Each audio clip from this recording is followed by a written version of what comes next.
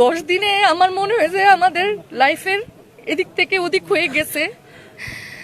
এবং আমি লাইফে আমার মনে হয় আমি অনেক কিছুর জন্য প্রিপেয়ার ছিলাম, বাট আমরা আসলে কারিনা চলে যাবে এটার জন্য প্রিপেয়ার ছিলাম না। বাট কারিনা আসলে ওর জীবনটা এটাই চাইছে, ও হাসি খুশি ভাবে জীবন কাটাবে।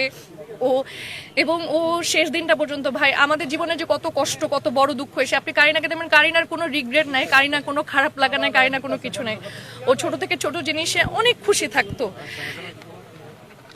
ওর মতো ভালো মানুষের দুনিয়াতে অনেক বেশি দরকার, ওকে ওর মতো ভালো মানুষের অনেক বেশি দরকার।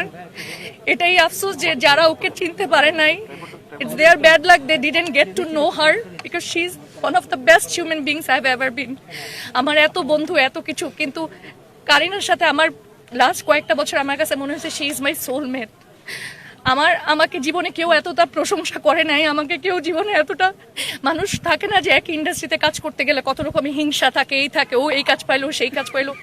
কারিনা আমার আমার ভিডিওতে ভিউ আসলে আমি দেখতাম না, ও এসে আমাকে বলতো ডানা তোমার অনেক ভিউ আসছে, ডানা এটা হয়েছে ওইটা হয়েছে।